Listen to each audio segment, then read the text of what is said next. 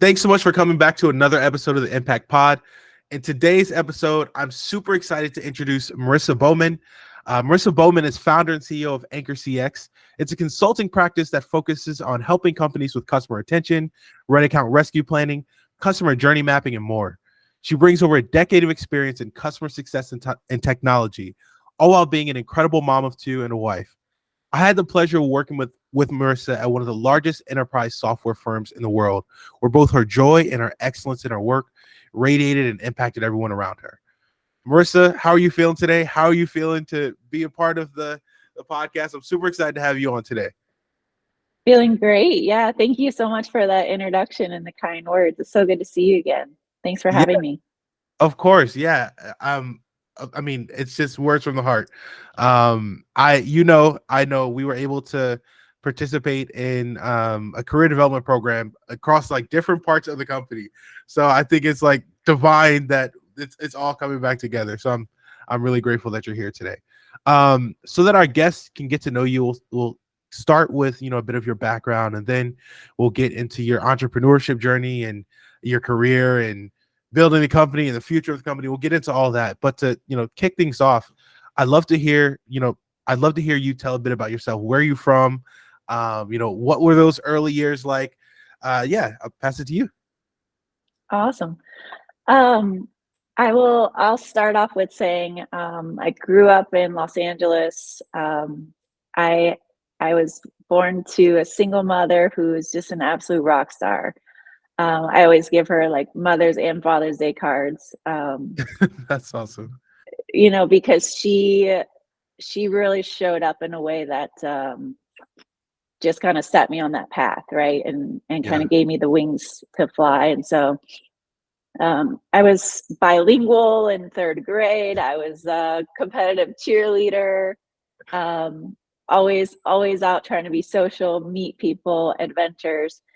And I went to private school. I went to Christian school growing up. I had my church community, and I always just felt connected to so many different people, so many different races, languages, and I love that about Southern California.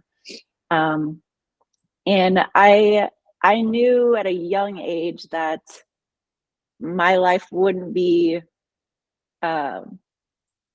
closed in or limited in any way. And I remember one day specifically, I watched Oprah, and I can't tell you who is on that show, but that energy from Oprah and just the ability to vision and dream big and talk about plans, and that resonated with me.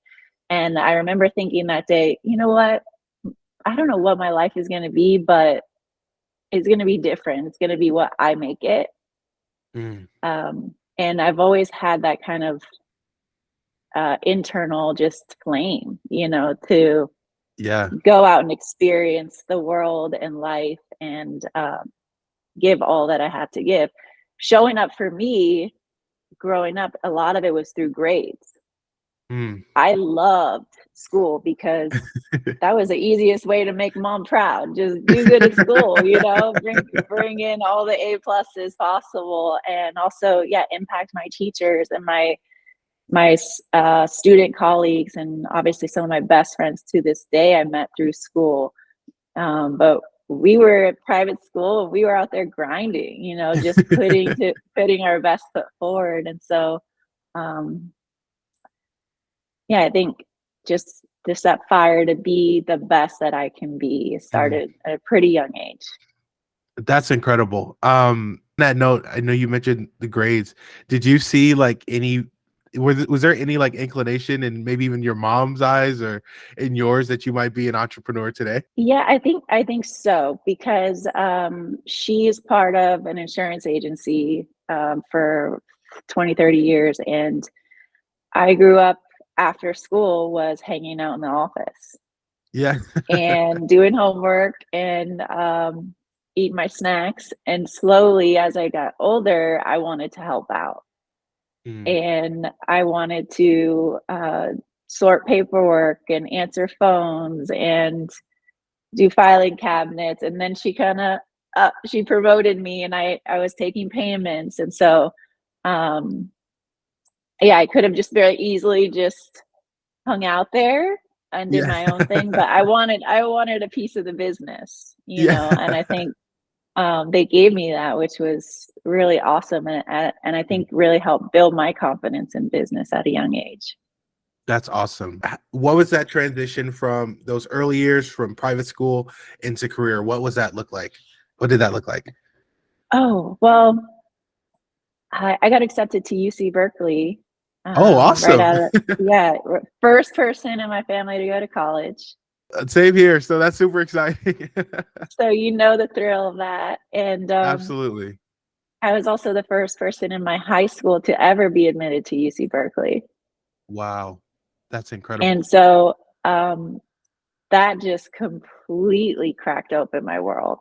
Yeah. And, scary, right? Because this is a big stage and this is all new, but, when I got to the UC Berkeley campus, I realized how, even though I had always felt so connected to community and very supported, I realized how much bigger the Mm, world was, and the Black community on Cal campus was a small community, but is hundreds of people. I mean, that yeah. felt like bigger than my high school itself, right? Yeah.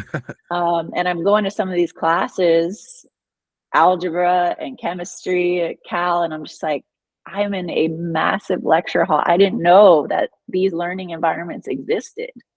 Yeah. I had never even, it felt like I was in a movie, and How I big was your high struggled. school? A couple hundred. Okay. So yeah, I can't Yeah, imagine. and I struggled. I'll be the first to admit, the grades did not come easy to me at Cal. Mm, I had to get a yeah. lot of support, and I was constantly working with counselors and tutors Yeah. and friends and having to put in a lot of extra work because look around and everybody's valedictorian, Yeah. Yeah. and so we're at a whole different caliber. Um, and it was quite a bit of an adjustment for me because I wanted to be best and Yeah. I wasn't, and so I got to think about what do I want to do? What does good look like? And I met a woman who was part of the Haas School of Business. Mhm. And she was out there flyering one day and trying to get students involved. And I told her, I want to be a doctor and I want to go to med school. And that had been in my mind as like the bar, Yeah. And she's like, do you really? She's like, you want to go through Cal and then you want to do med school? And I'm thinking to myself, it's like, this is my out, right? Like, I mean, not like, what are my other options? And she started painting a picture of the undergrad business program Mm, and the application process to get in to that undergrad major. yeah. Very competitive. And it was like a challenge for me that she threw out there. And when I met her, I could see myself in her. Mm, Like I could see that she had found some freedom in the world of business. It was broad, it was challenging, and it was flexible, right? And so I followed down that path. I got into the Haas School of Business, and I decided that through business, I can do whatever I want to do. If I wow. know how companies work and I know how networks work and I know how money works and investing works. I remember sitting in the Haas School of Business one day, and again, it was like that Oprah moment. I was like, oh my God, I can do anything. Yeah. That's awesome. Anything. You name it. I can do Yeah. anything, right? And every so often I still get that high where it's just like the sky's the limit. And Yeah. I took that into my career. That's I awesome. interviewed at many different types of companies. I was interested in healthcare, again, going back to the doctor dream, healthcare administration. At Kaiser, did an internship through Inroads. And then I got into looking into smaller companies, consulting companies, where I could be a little bit more of a generalist, a project manager. And I met a young company who was offering a rotational program. So you start off and you do 6 months on the phones. And then you do 3 months of training and change management. And then you do another rotation, the final rotation, you're an analyst. And then you graduate and become a consultant.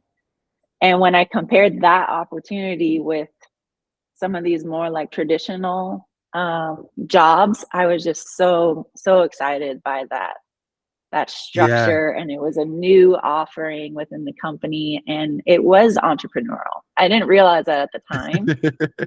100%. And that was the path, and that just completely lit me. That's incredible. As I listen to you, like even early on, like there's two things that stand out right away. Like one, like I think it's the competitiveness that you have, like wanting to be the best. And I think that's like linked to some ambition, to a lot of ambition that you have. Like where is that rooted? And like, where does that come from? Because I think a lot of people, that's like, it's hard for them to see that in themselves and then be able to vocalize it. Like where do you get your foundation in that? That's awesome. It's from my family. Faith and family, just knowing that my life is guided. And growing up, I was told constantly that I am special, I'm loved, no matter what. The accomplishments are all great and make me proud, but I have that confidence in myself that I really feel like I cannot fail. That's right. incredible. Like there's going to be lessons learned. And you know, I say that it's dramatic statement, but I say that because there's lesson learned, and there's going to be hard days, and there's going to be down times for sure. But I've had, my family has been, my faith has been that net for me. And I had a manager tell me in my first company, I love this visual. He's like, you can do, again, whatever you need to do to make your customers successful, make your projects go. And he said, I'll be a net under you. You just jump. You just go. You don't need to ask for permission. And you don't need to think twice. And so I've had that growing up through my family, but then also reinforced in my career with all the support that I've had from my mentors and leaders and sponsors. That's amazing. So you mentioned Berkeley, and then you did the rotational program. Where did your career go after that? I would say between, from the early career into entrepreneurship. What were those other years like? I spent 5 years at Blue Wolf, Salesforce consulting company. And in that company, I was able to blaze my own trail. So after the rotational program, I became a project manager. I was a very young project manager. To give you a sense of the scale that we were working at, I was 2.5 years out of college, and I was running a $5 million Salesforce implementation at Harvard Business School. I was flying from Chicago to Boston every week. I had 75 resources at one point touching this project. And I was completely over my skis. But I loved it. It was so fast paced. We had the most incredible talent on the project. And so when you're the lead and you're the project manager, it's really about just getting out of everybody's way to deliver the best possible experience for the customer, right? So I wasn't doing anything special, but I was not afraid to lead and be the glue. And we expanded that relationship significantly over the years due to the team's great work. And then we were on to the next one, right? And these deals were getting bigger and bigger as the company grew. And that rotational program ended up having 10 classes. Every 6 months, a new wave of talent came in. And That's I great. remember in 2019, I was in New York, and a guy walked up to me at the bar and he said, "Are you Marissa Sitka?" And then my maiden name. And I said, "Yeah, who are you?" And he said, "I am from the ABE class. We were the Agile Business Executives, number 10. He's like, "And I know you. You were the part of the first class." That's amazing. And this is 10 years later, right? And so what we built and the impact that we made on the company was just incredible. And so I took that, and I after 5 years, I decided I wanted to try something different. I want to get out of the Salesforce ecosystem. I got that itch. I was super burnt out on traveling, you know, and I wanted to learn something other than consulting. I started thinking about customer success through my network. I had a friend who was working at a company called BetterWorks, young startup based out of Redwood City. I decided to pack my bags. I left Chicago, way too cold.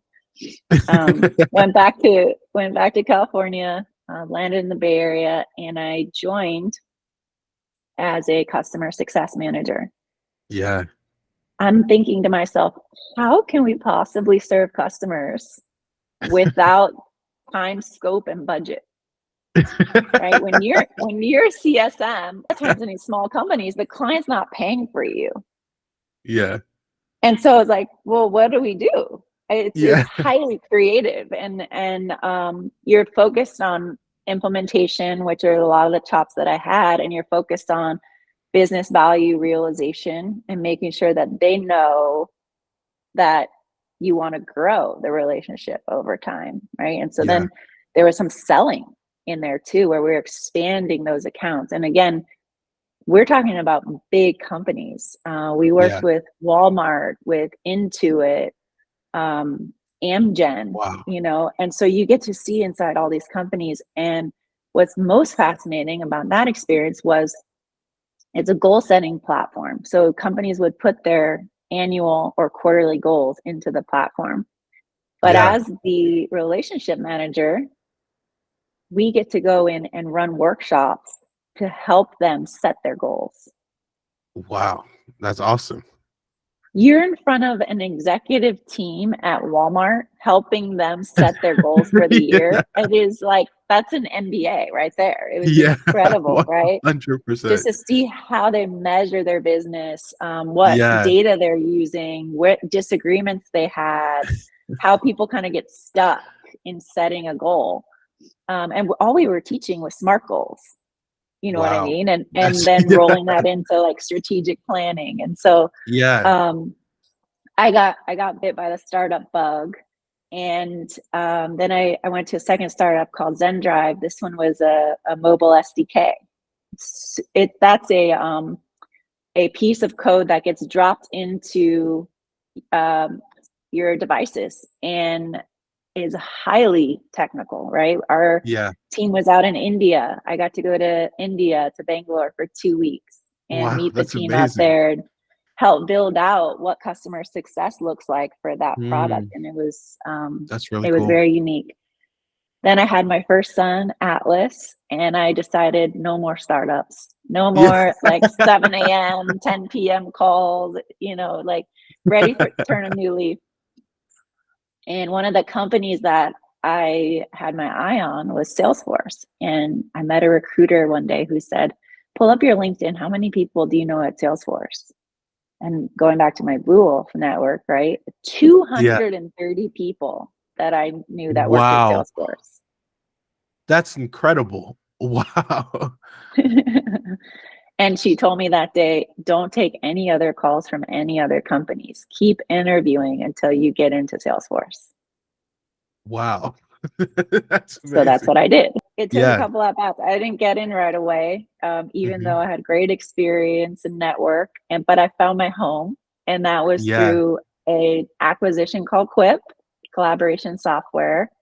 And that company had been acquired 4 years ago, about $100 million, and was trying to build out customer success for enterprise customers and really Yeah. start to scale it. And I was like, this is a startup within the 100%. castle. Amazing. And I just came off of a 4-year run at Salesforce. The final chapter was that I got out of the Quip team and I joined the core team working on Amazon, Yeah. which was absolutely amazing to have that opportunity to see that scale and that impact and that level of partnership. Really learned a lot and came out of Salesforce after the layoffs in 2023. And then once again, the world was wide open. I had that moment, all the really tough days, right? But that moment of, I didn't do anything. Before we get there, one question I want to ask, you mentioned the layoffs.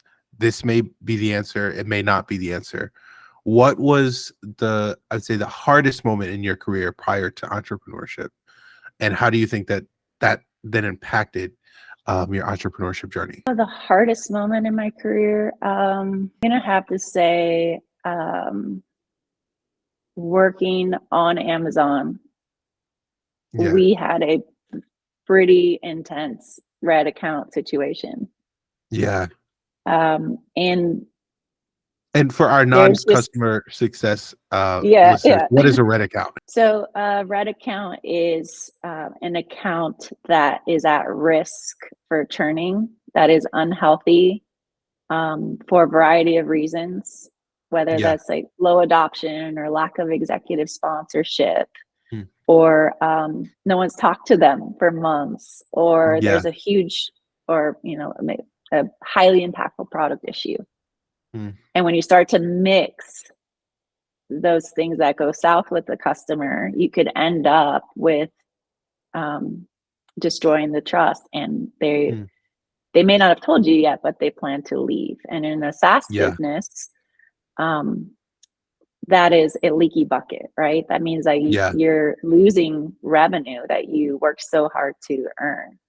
And I believe that those red accounts, you can be more proactive and see it coming. And so when I hit the red on Amazon, it was one of those situations that I felt equipped to handle, but the stage was so big, right? Yeah. There's very little room for error with a customer of that caliber. And they have a whole different bar that they held us to at Salesforce, right? And as the customer facing leader, I take that very personally when our product falls down, or we told them one thing and we're trying to implement and things go south. And I mean, there was data loss. It was a very significant issue. And what was so hard for me and the team that was handling this was that we would mitigate one issue, and then the next one would come. And we mitigate that, and the next one would come, and we just kept getting knocked down. And you're trying to rebuild trust with this team, but every week you have a new issue that crops up. And we were, in daily stand-ups, and at one point I had to send daily emails, and it was the holidays, and the team is just completely burnt out. And I'd been through that before, but this was again just it was so highly visible. And in a way, because I'm not part of the engineering team, I couldn't actually control what was happening, but I had to control the customer's experience. Absolutely. And so that just took it just took a lot of grit to keep showing up consistently, and to not only manage the customer, but the 75 people internally that are asking you what's going on and what's next and how we're going to get them back to green.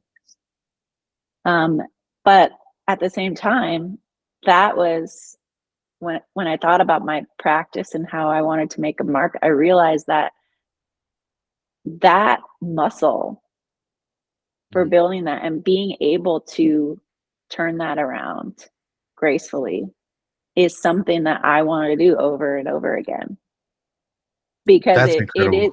it pays off, right? And in yes, it's customer experience, but it's also retention. It's protecting those dollars, and it's not hiding from the issues that come up and from the tough times. It's actually taking those tough times and turning it into a story that, yeah, we went through some bumps in the road and we questioned the value, or we questioned what you sold us, or we questioned your technology, but you made it right. Yeah. That's And incredible. that is what Anchor is all about, is cutting through the noise and getting to exactly what the customer needs to be successful. That's awesome. And I love how you mentioned trust. Of course, it's Salesforce. It's a huge value, but like I really, as I listen to you, like that is really at the heart and at the foundation of a lot of that customer success. That's incredible. So for you, as you think about that experience, what was that moment where you said, I'm gonna do this on my own? Like I'm gonna take all this experience in consulting, in customer success, bring it all together and go out into the world and say, hey, I can help you, and everybody else who needs it, like do this at a high level. Yeah, well, the first experience I had with freelancing was through a Salesforce consulting company called Coastal Cloud. Oh, that's And awesome. Yeah. the Blue Wolf leadership that I know and love, they were the first people I called right after the layoff. And they said, you could come on as a contractor and help us do a strategy project for 2 months. I had never thought about myself as a contractor. I didn't know anything about 1099 income. Yeah. And I realized that, people actually do this. They take little side projects while they have a full-time job, or if they are in a transition, and you set your scope, time, scope, and budget, right? Yeah. And obviously I leaped at that opportunity and learned a lot. And my mentor told me that she did this for about a year. And she said, if you get 3 customers, you can make as much as you did at Salesforce. And I started running the forecast on that. And I was like, wait a second, that's neat, because I could easily get 2 more contracts. Yeah. And I set my own hours, right? And I wanted that flexible schedule. I have 2 young kids. And so that hooked me, because I could see that I didn't necessarily have to jump back into a full-time role. And to be honest, I didn't have the stomach to do that same type of work again. I wanted to try something a little more creative. And as I got through and I got those 3 customers, it felt great. But I was being pulled in too many different directions. One project is strategy work. One project is project management work. Another is like communications and customer surveys. And so I couldn't focus, right? Yeah. And so I realized that for me, it wasn't just that I wanted to freelance. Although that was very fun, right? And a brand new opportunity or muscle for me to grow, I missed my craft.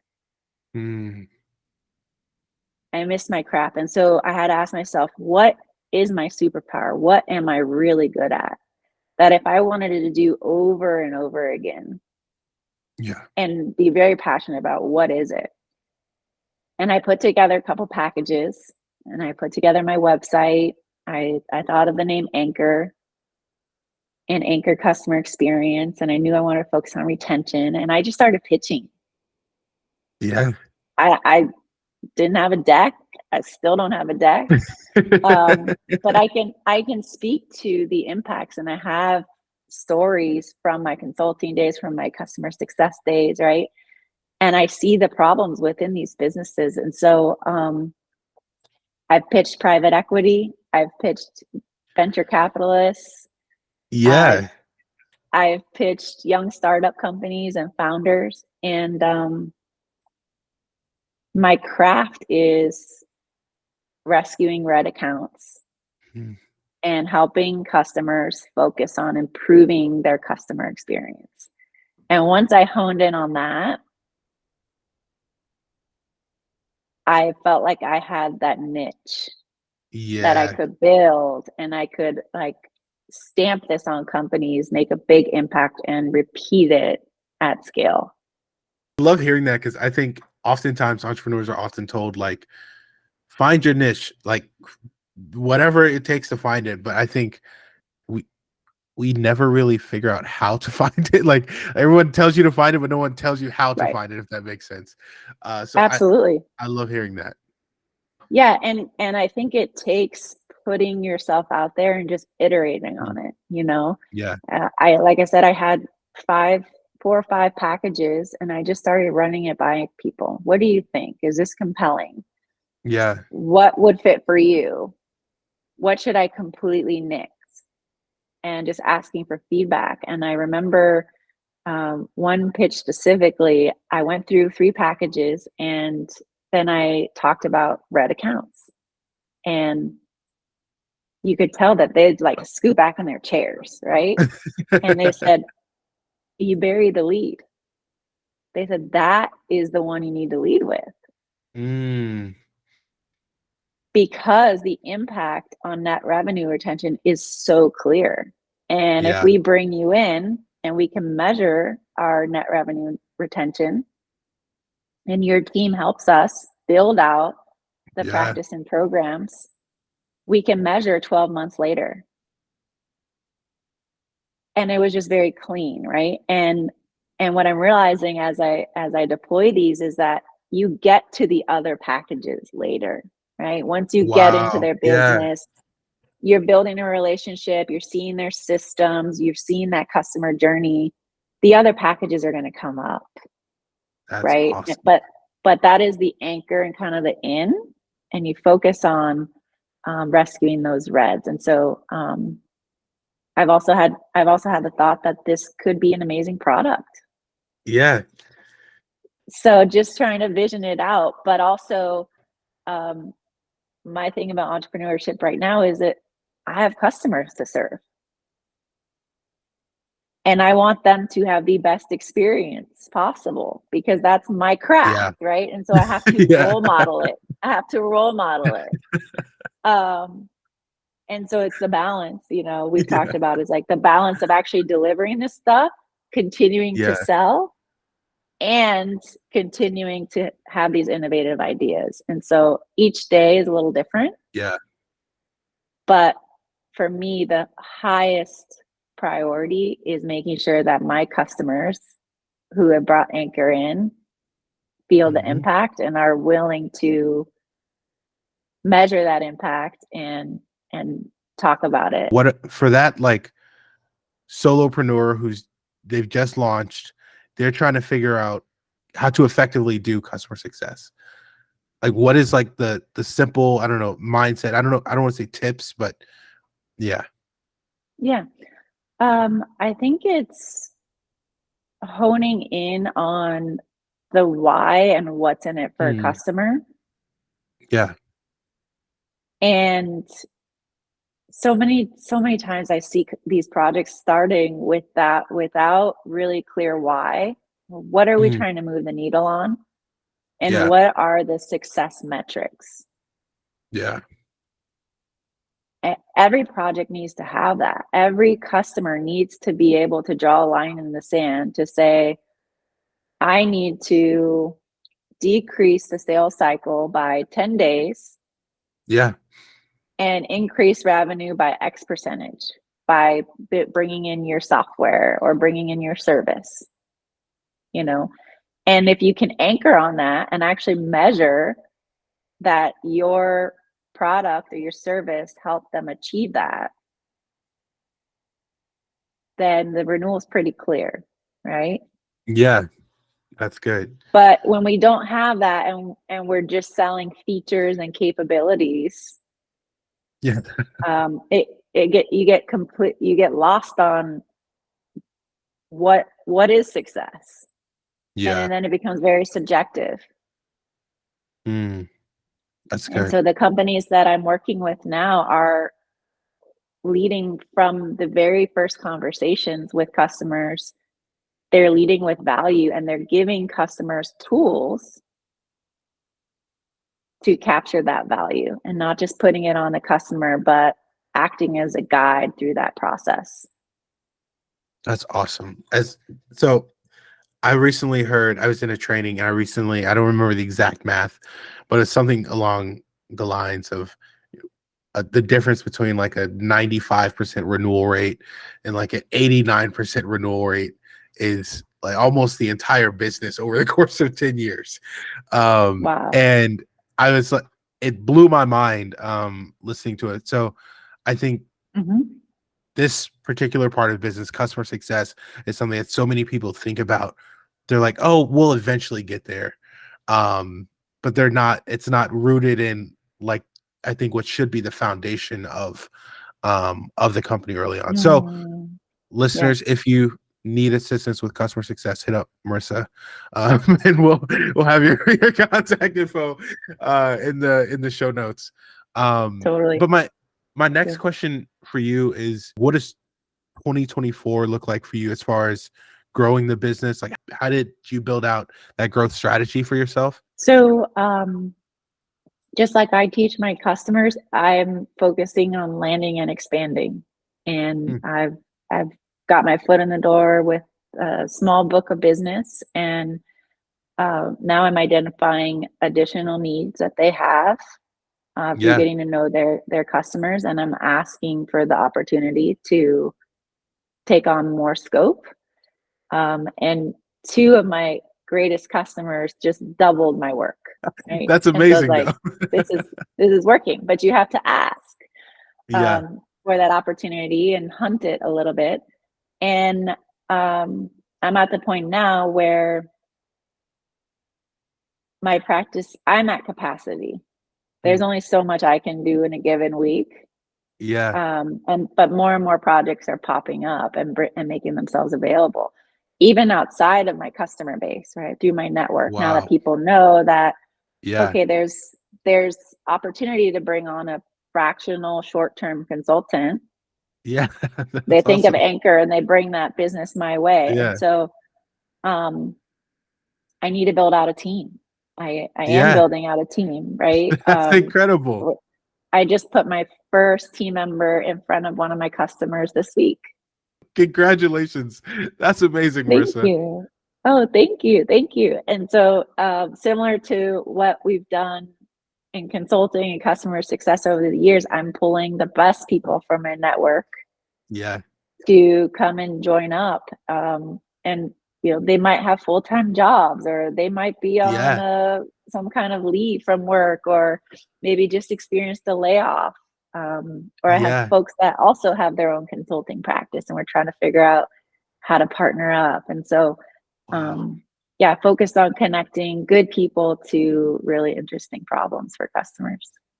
That's awesome. What were your husband and your kids' thoughts when you said, "Hey, I'm doing this. I'm doing this. I'm all in"? So my son knows my company, Anchor. My husband's been an incredible support, and actually, I should mention, like late last year, I hit this point where I was like, I don't know, this is what I want to do. I'm getting a lot of offers for full time, and I think I want to just maybe consider just folding this down and going back full time. And my husband was like, I'm not letting you give up. Right? He was like, That's keep incredible. going. My mom said the same. And so they've given me that push Oh, that's amazing. that I really needed. And I took my boys to an office space in Petaluma just this past week. and I saw that on your sign LinkedIn. the That's amazing. office lease. That's amazing. Yeah, so I took them Congrats. over.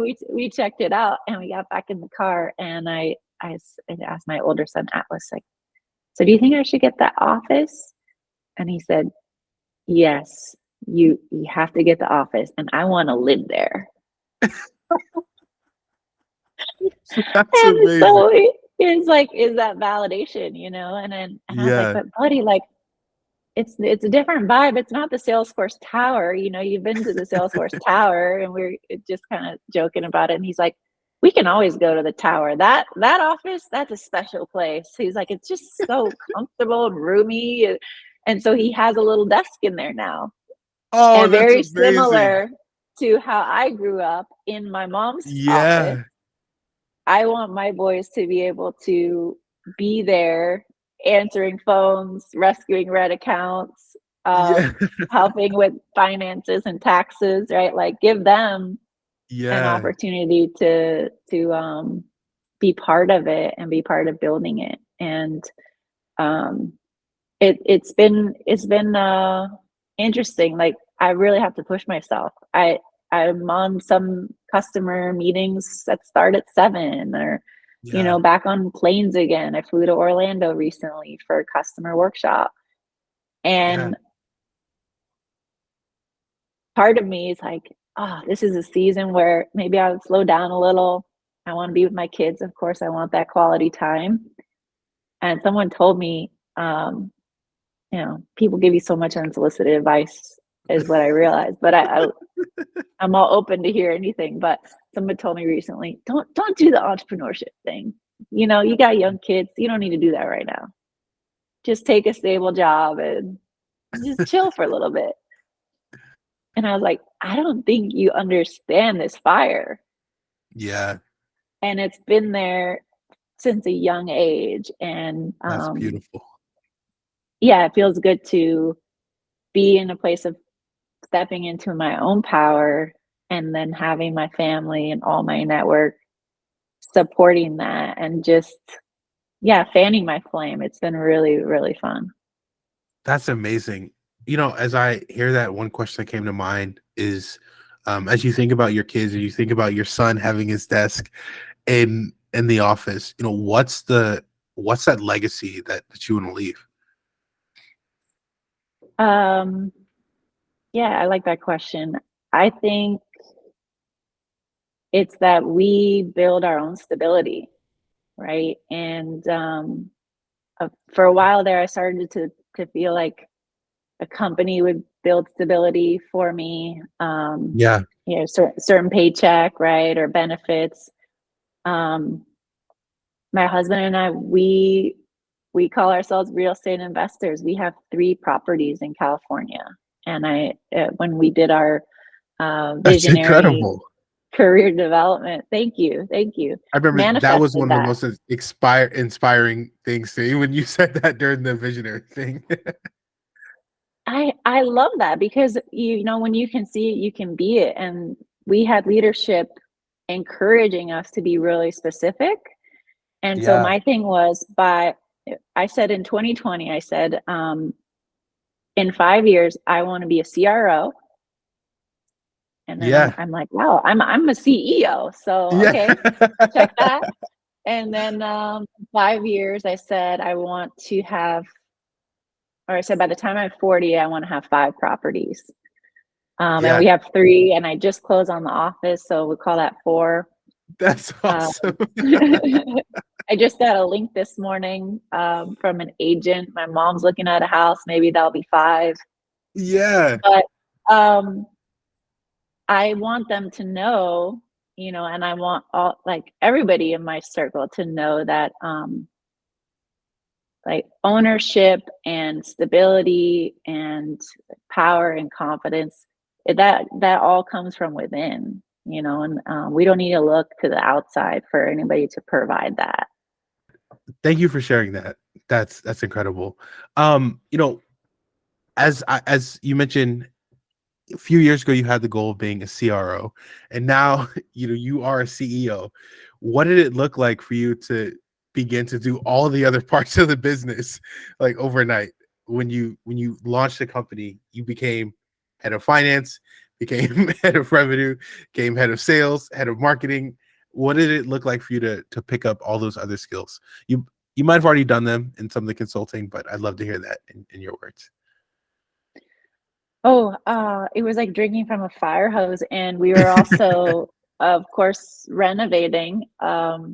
We did a massive home renovation, kitchen, At laundry the same room, time. dining room, as I was launching the company. So I was literally starting Anchor CX from my backyard. I mean, back patio had like the fridge and the sink and everything for months over the summer. Yeah. So I wish I could say I was like highly organized, but I bring up the renovation because everything was everywhere.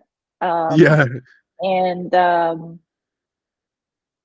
I just trusted my instincts. I mean, the network is so strong that I was able to ask just basic questions on how to get started. Do I need an LLC? How do I use QuickBooks? What kind of taxes am I looking at?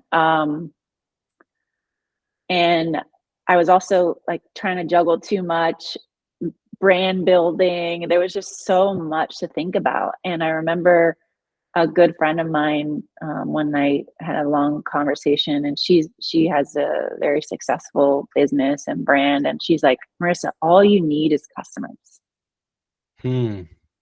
All you need is customers, and everything else will kind of come into place. Once you close a deal and you're embedded in a business. And that really helped me. Because that is the hardest part of getting started is in getting the trust from a few early customers who see your vision and know and respect that you're just getting started, but want to be part of that early journey. And I think for me, it was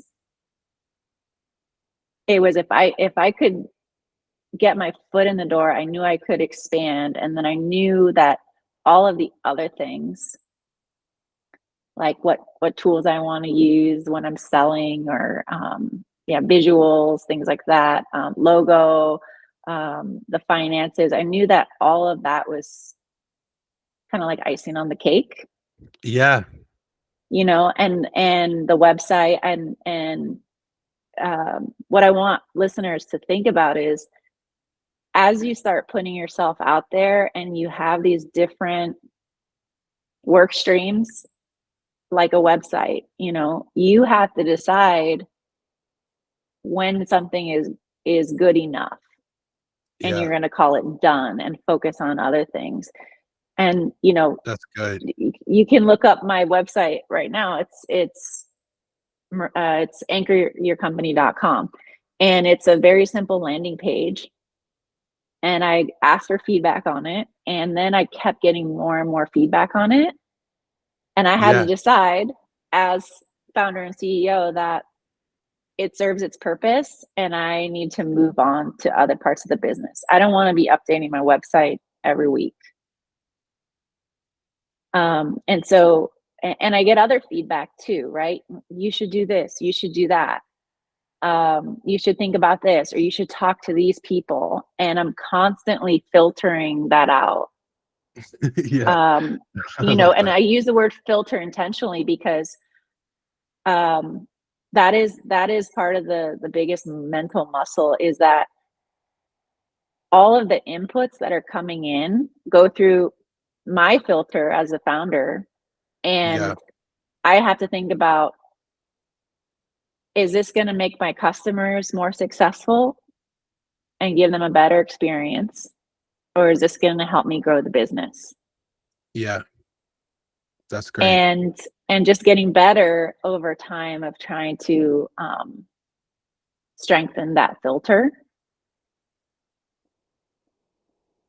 and not try to boil the ocean and take it all in and triage all of it. That's great. That actually goes into one of the questions I want to ask. You know, what advice do you have for prospective founders? Yeah, I've listened to a few of your podcasts, and I think, yeah, people give good advice. But one of the new things that I would recommend that I haven't heard a lot is using the power of your network Hmm. and really breaking out your network, and almost like a project, right? And Yeah. setting the success criteria. We learned at Salesforce, set your board of directors, the people who you're going to take along the journey with you and that are going to act as guides and sounding boards. Yeah. And I plotted out almost like a stakeholder map across various companies and industries and seniority levels. And I decided to just do that call down on my network. Yeah. Um, and as you're thinking about starting something, you may not have your pitch ready, but you need to connect with those people now That's great. to nurture those relationships, and not just wait until you have this ask or you need something or you have a pitch. Like, how is the new MBA program? How are the kids? What's going Yeah. on in your world? Like, someone told me it's called pennies in the bank, right? Yeah. And you're just, over the years with your network, you may not realize it, but you are investing in future opportunities by building Mm. relationships, right? Yeah. And people can open doors for you. It may not be immediately, but it may be down the line. And you might be able to open doors for them. And so just really tapping into the network. And as I became a founder, I realized that if I made a very clear ask, very, very clear and specific, again, SMART goals, Yeah. and measurable, um, that 80-90% of the time, I would get a yes. Wow. That's amazing. That's amazing. Yeah. But it had to be specific. That's incredible. It's ironic you say that. I was talking with my father-in-law. It was like just Monday of this week. And he's an entrepreneur here in Chicago. Um, and I was asking him, like, how did you find your investors? Like, how did you? I, I need to have him on the show, of course. I don't know why I haven't had my father-in-law on the show, but that's another conversation for another day. But I was asking him, like, how did you find your investors? How did you find your early employees? How did you find your first customers? All of it, and it went Mhm. back to directly what you just said, like the network, like years of building those relationships.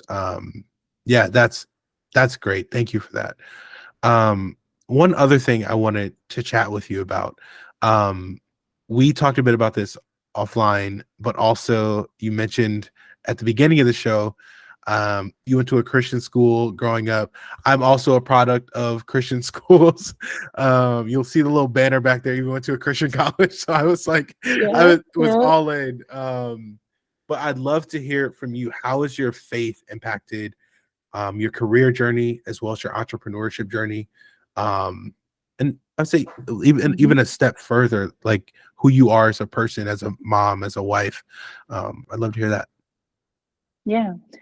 Um, I think I just know that God has a hand on my life, Yeah, and my family would say, like, my angels are with me, yeah, because the way that my life has just been orchestrated is very clear. It's not, yes, I'm ambitious. Yes, I have the fire. Yes, I'll run at any opportunity, but um, that is that's just who I am. I'm yeah, goal driven, but beyond that, I have a tremendous amount of love in my life, yeah, and like grace and forgiveness, and I just have people who respect and love me unconditionally. Yeah. You know, That's and I awesome. know that that is a gift that only God can provide, and it's Yeah. priceless. And so I try to remember through my successes that, you know, the accomplishments and the accolades, the money, the stability, all of that is great, and I have good fun with it, and it's I'm very privileged, right, to be able to chase those goals in the ways that I have. But I also realize that I can't change. Hmm. Yeah. And I should never be like prideful or boastful or rude, right? I want to be humble in my practice, and I want my youngest son's middle name is Grace. Like I Wow. want to thrive and grow, but with a whole lot of grace. Yeah. And I also want to help other people, right? Yeah. And we know that there's certain ways to serve and to give back, um, and pay it forward. For me, I love mentoring Yeah. and really like deep mentoring, where like if you're in an interview cycle and you're my mentee, we're talking 5 times a day because That's amazing. I'm in the thick of it, right? Yeah. And I think that that level of support and again role modeling Mm. is just a way for me to show other people this is that your dreams and your goals are very possible. Mm.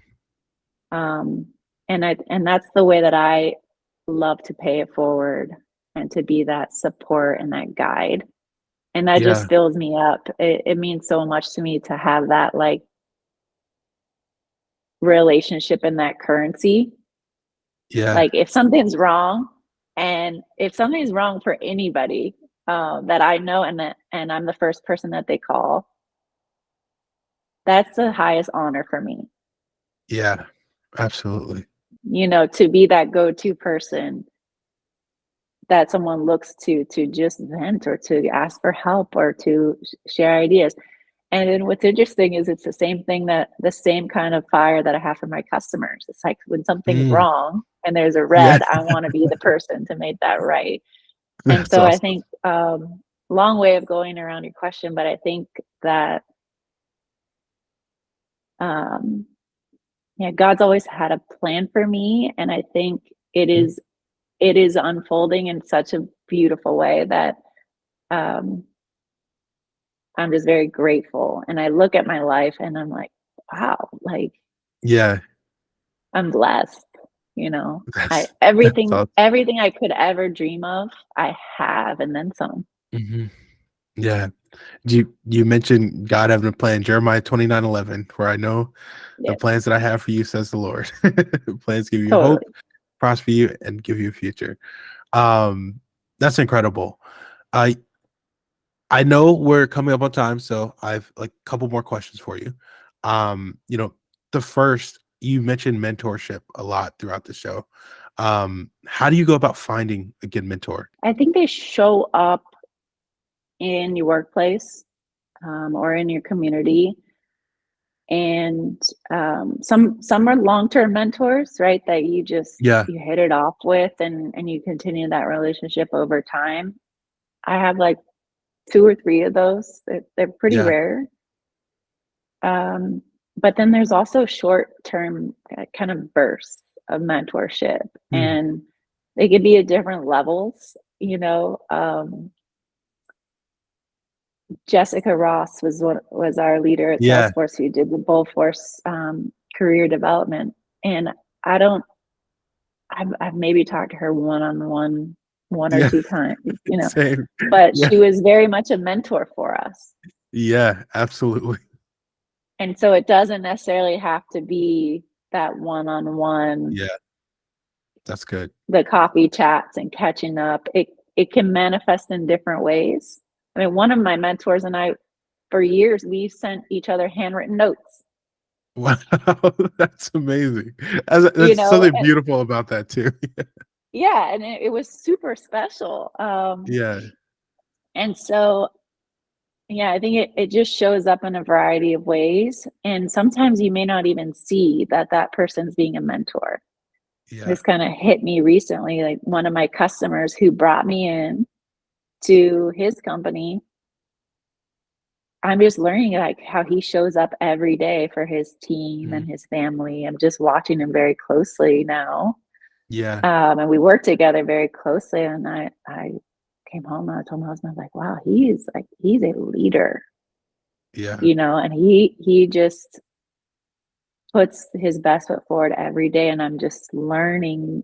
He's not a mentor, really. Yeah. I've never thought of him that way, right? But I'm looking at him like you're role modeling, and I like what I see, and I'm learning, and so I'm always trying to learn from excellent folks. And I think you're showing me, right? You're showing me through this podcast, like you're telling Black founder stories. You found a Yeah. gap and you're filling it. And um, you asked me to listen to your podcast. You asked me to come on your podcast. You're not a mentor to me per se, but Yeah. I'm taking notes, right? Like Mm. you've left an impression on me. Yeah. And I think that's what a mentor does. Mm. It may not be this like Yeah. structured relationship, or you may not ask, hey, will you be my mentor? But when you have someone that can continually make impressions Yeah. on you, that's what you're looking for. That's incredible. Thank you for that. And I feel the same about you as well. Since we first connected with Visionaries, like you have continued to make an impression on me as well. So thank you for Oh, that. thank you. No problem. Um, my next question, and I say maybe my final question. First off, thank you so much. This has been an incredible episode. But um, as you think about 10 years from now, where do you want Anchor to be? What do you want to have accomplished? Yeah. Oh, I like that. Let's see. So it will be 2034. Yeah. I think I want Anchor to be run by the best talent out Yeah. there from a lot of different disciplines. And I want to have a team of all backgrounds, Yeah. people of color, immigrants, parents, all of it. Like That's I awesome. want it to be a special um, tribe Hmm. of folks who look like us and deliver like we do. And I really want the company to be like, I want to take chances on people, Yeah. like how people took chances on me. Um, and I think if we find those people who are just so focused on the customer and what the customer needs and are driven by service to Yeah. the customers, um, I think we can take on a lot of really challenging projects, that may be red accounts, but it may morph into other areas of Yeah. opportunity within these businesses. And I think in 10 years, I want to be able to focus on building a customer culture, Mm. That's great. right? And that's what I'm trying to teach my customers. But I think as we multiply the team and really hone in on the offerings, I want to be a thought leader around how you treat customers and how you grow customers and how you create really memorable moments. Handwritten thank you cards. We're doing that today on site. After this, I'm going to a customer and we're writing handwritten notes and we're sending out swag. That's awesome.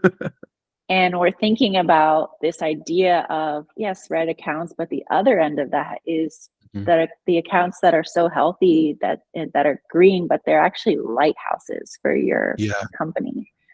And what I mean by that is they are so invested in your product or service that they're selling it themselves into their network. Yeah. And recommending you and speaking on your behalf at conferences and writing case studies. And that's a multiplier, right? When you start, now you're talking about like customer advocacy and customer marketing. And I want to be able to offer a point of view on how you get there, because yes, you got to get out of the reds. But there's also so much more creativity and power that can be unlocked with customers. That's amazing. Wow. I feel like I keep saying this over and over again, and at some point someone's going to hold me accountable, but this is one of my favorite episodes. Like, I keep saying this episode after episode, but I think maybe it's just like the passion that I have for this. This was absolutely incredible, Marissa. Thank you so much. Thank you for sharing your wisdom, your thoughtfulness, your faith, your passions, your ambition, your creativity, all of it. Like this was an absolutely wonderful episode. For people who want to connect with you or connect with Anchor, where can they find you? And I'll make sure I link all of it down below as well. Oh, thank you. Well, first of all, they should call you, because you're going to be working with Anchor, right? You can find me on LinkedIn. My email is marissa@anchoryourcompany.com. And if you want to pick up the phone and call me, it's 562-261-3003. Awesome. Well, thank you so much, Marissa. I hope listeners, I hope you have a wonderful day. I hope you enjoy this episode, and I will keep you up to date on when we have the next episodes. Be sure to follow the MPAKT Podcast on LinkedIn, Spotify, Apple, wherever you're listening to your podcast, as well as you can find us on Instagram at MPAKT Pod. Thank you so much and have a great day. Awesome. Thank you so much. Appreciate the opportunity. Of course.